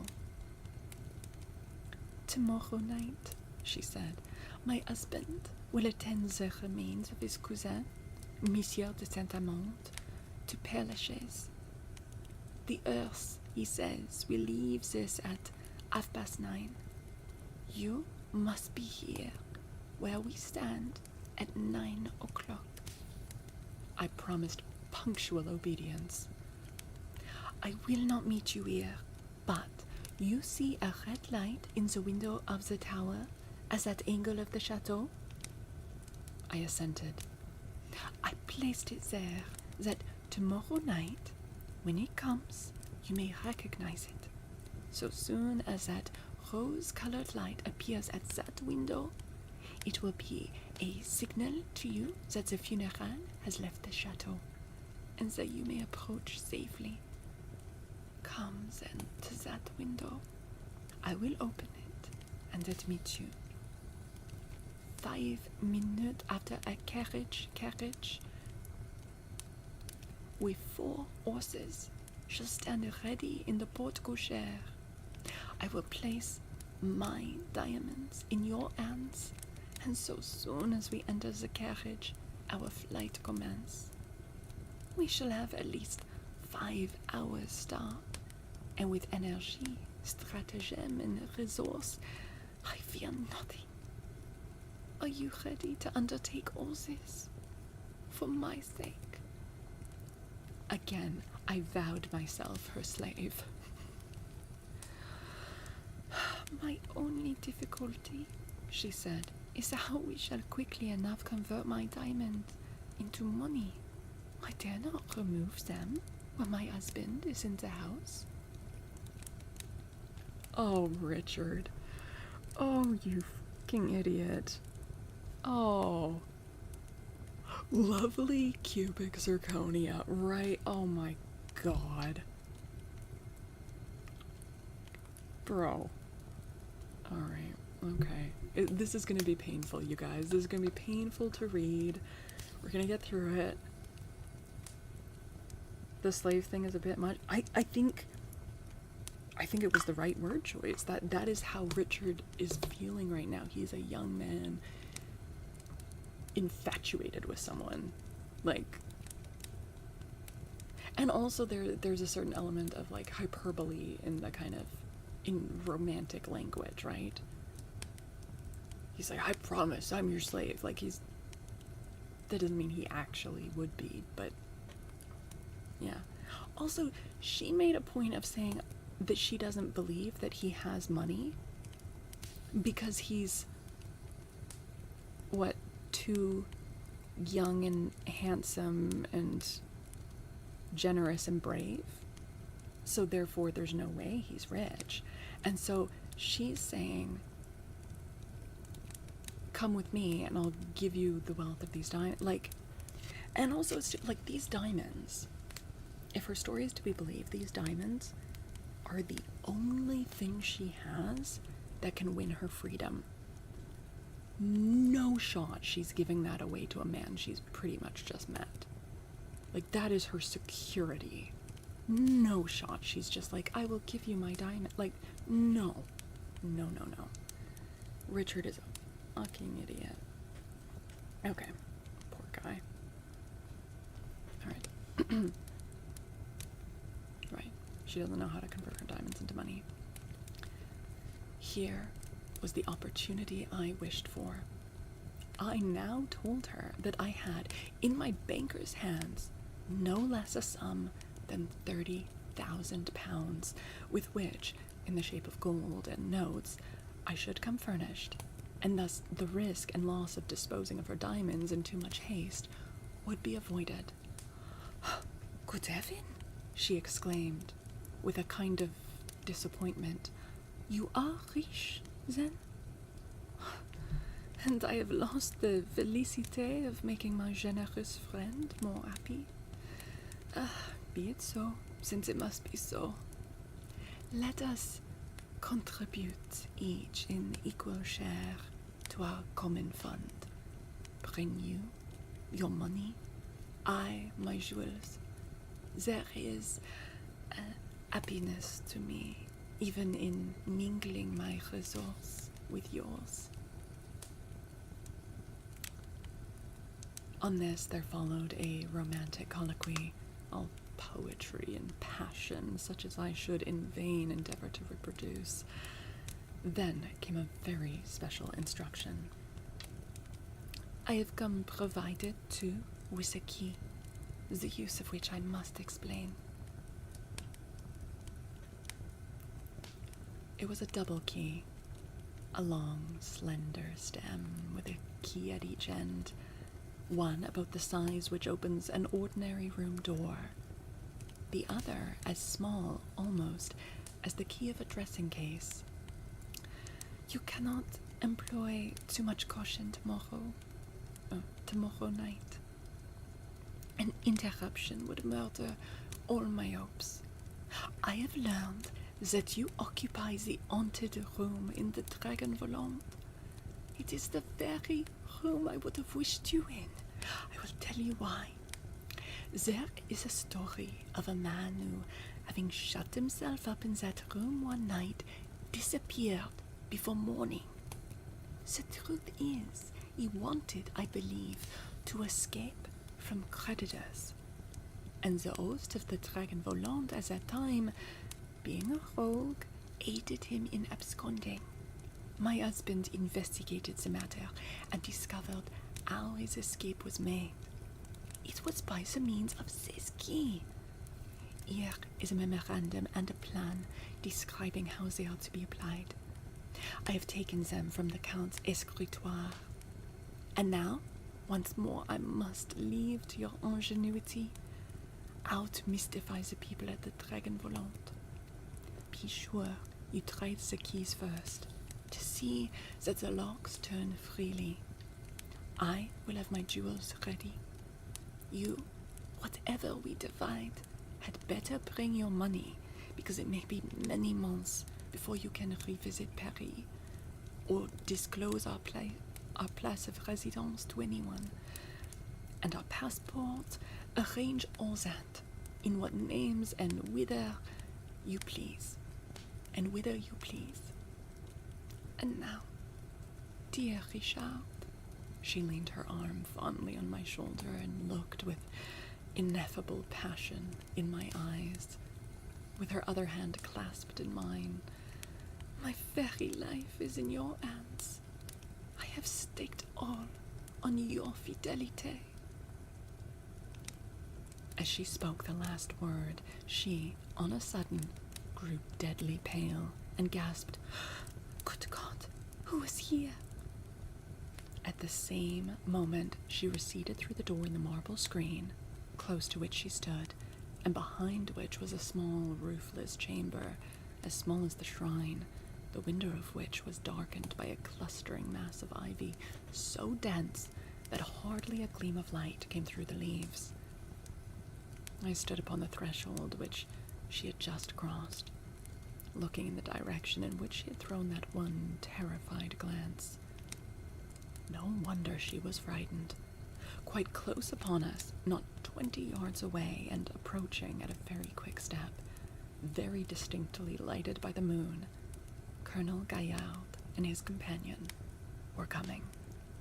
The shadow of the cornice and a piece of wall were upon me. Unconscious of this, I was expecting the moment when, with one of his frantic yells, he should spring forward to assail me. I made a step backward, drew one of my pistols from my pocket, and cocked it. It was obvious he had not seen me. I stood, with my finger on the trigger, determined to shoot him dead if he should attempt to enter the place where the Countess was. It would, no doubt, have been a murder, but in my mind I had no question or qualm about it. When once we engage in secret and guilty practices, we are nearer other and greater crimes than we at all suspect. There is a statue, said the colonel in his brief, discordant tones. That's the figure. I don't know what voice to give this other person, because I don't know who it is. Vague Frenchman. Alluded to in the stanzas? Inquired his companion. The very thing. We shall see more next time. Forward, monsieur, let us march. And much to my relief, the gallant colonel turned on his heel and marched through the trees, with his back toward the chateau, striding over the grass, as I quickly saw, to the park wall, which they crossed not far from the gables of the Dragon Volant. I found the Countess trembling in no affected but a very real terror. She would not hear of my accompanying her toward the chateau, but I told her that I would prevent the return of the mad colonel, and upon that point, at least, that she need fear nothing. She quickly recovered, again bade me a fond and lingering good night, and left me, gazing after her, with the key in my hand, and such a phantasmagoria floating in my brain as amounted very nearly to madness. There was I, ready to brave all dangers, all right and reason, plunge into murder itself on the first summons, and entangle myself in consequences inextricable and horrible. What cared I for a woman of whom I knew nothing but that she was beautiful and reckless? I have often thanked heaven for its mercy in conducting me through the labyrinths in which I had all but lost myself. End of chapter. I feel like that is maybe like a good place to pause reading for the night. Good night, DJ. Thank you for hanging out. Thank you for the raid earlier. Oh man. There's definitely shenaniganery afoot. Definitely multiple people are trying to part Richard from his money. But it still remains to be seen whether they're all working together, whether they're working against each other.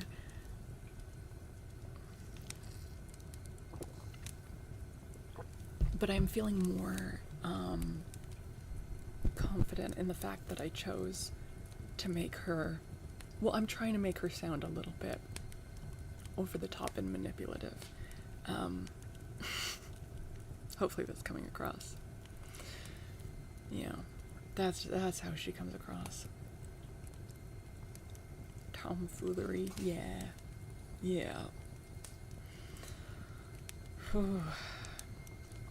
If she had a mustache, she'd be twirling it. Oh man. She is, I'd say she's good, but it could just be that Richard's, like, very dumb. And we know Richard's very dumb, because it's not just that he's dumb with women. He also told the Marquis on the first night of their meeting that he also had just come into £30,000, which we worked out was the equivalent of, like, millions nowadays. Like, he's become a millionaire. And, he was just like, oh, this person who just,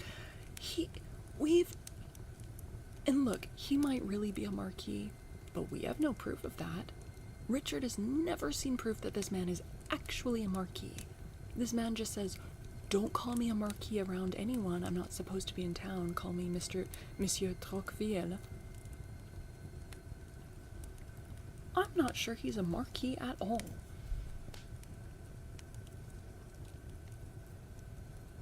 I think they might all be in cahoots. They might very well all be in cahoots.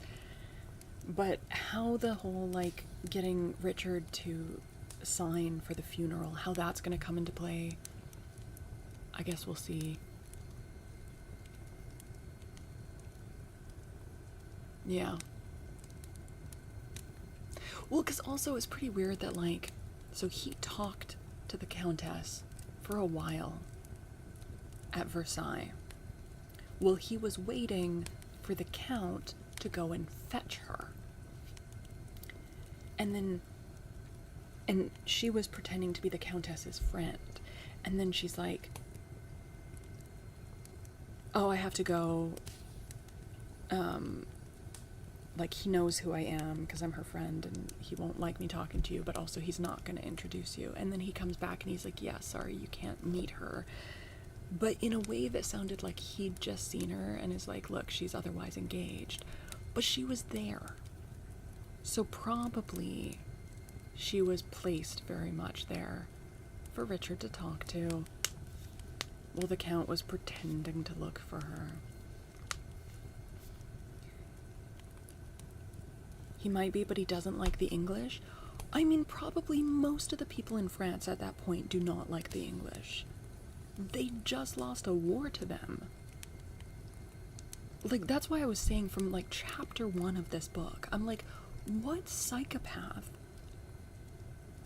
right after a war ends, decides to go on a vacation to the country that you just beat in the war? Like, that's crazy behavior. I'm surprised he hasn't had more people, like, spitting on him, you know? Anyway, we'll see. I am really enjoying the story, though. I'm really enjoying the story. It's the right of any Frenchman, Irish, or Scots to despise the English. Yeah.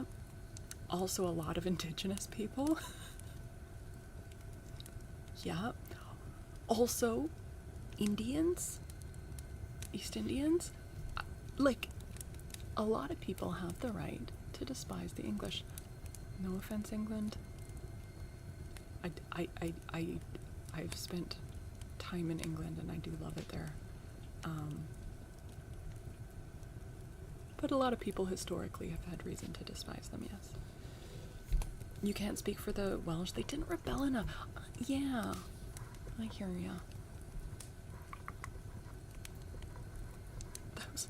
Those crumpet munchers. No, I do genuinely love spending time in England.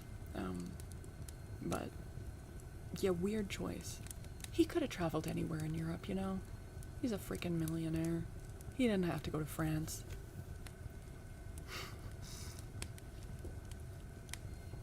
Okay, so there are, I think, 6 chapters left in this story. There's a chance that we will finish it all in the next stream, or it might take 2 more. Le Fanu was Irish, yes. Yep.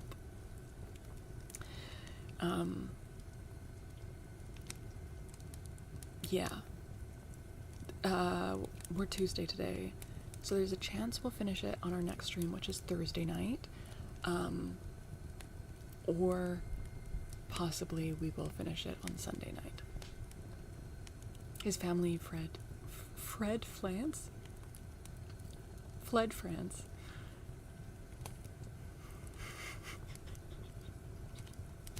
Oh dear, I've been reading too long. I'm losing control over my mouth muscles. Okay, I'm really enjoying the story as well. Okay, so we are going to end the YouTube stream here. If any of you wandered in from YouTube, we're going to continue our stream over on Twitch. Probably not for super long, you guys. Probably not for super long. I'm not sure we're going to do, like, a YouTube ASMR stream tonight. But we'll talk for at least a few more minutes over on Twitch.